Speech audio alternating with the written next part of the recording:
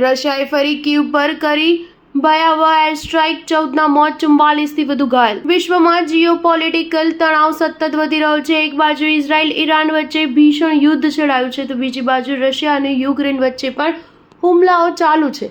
મંગળવારે રશિયાએ કીવ પર ડ્રોન અને મિસાઇલ હુમલા કર્યા હતા, જેમાં 14 લોકો માર્યા ગયા છે અને 44થી વધુ ઘાયલ થયા હોવાનું જાણવા મળ્યું છે.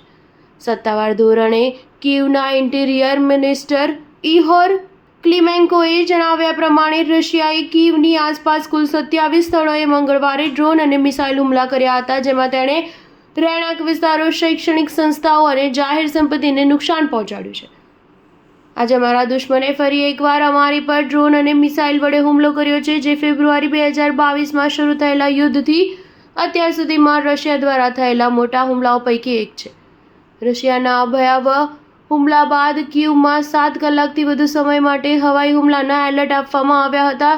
શહેરમાં અફરાતફરીનો માહોલ સર્જાયો હતો. દેશની રાજધાની સિવાય અન્ય પ્રદેશોમાં પણ રશિયા હુમલા કરી રહ્યું છે, જેમાં ઓડિશામાંના દક્ષિણ પ્રદેશમાં થયેલા હુમલામાં 13 લોકો ઘવાયા હતા, જ્યારે અન્ય એક પ્રદેશમાં 1 જણને ઈજા થઈ હતી. યુક્રેન અને રશિયા છેલ્લા 3 થી વધુ વર્ષથી યુદ્ધ કરી રહ્યું છે, જેમાં આ વર્ષે બંને વચ્ચે શાંતિ મંત્રણાની વાતોએ જોર પકડ્યું હતું, પરંતુ હજુ સુધી કોઈ અંતિમ નિર્ણય લેવાયો નથી. એવામાં બંને દેશોએ છેલ્લા કેટલાક સપ્તાહથી ફરી એકબીજા પર હુમલા શરૂ કર્યા છે. રશિયાના ડિફેન્સ મિનિસ્ટ્રીએ મંગળવારે જણાવ્યું હતું કે અમારા એર ડિફેન્સ યુનિટે યુક્રેન દ્વારા રશિયા પર છોડવામાં આવેલા 147 ડ્રોન તોડી પાડ્યા હતા. સ્ટાર ન્યૂઝ 7 હંમેશા સચ્ચાઈની સાથે.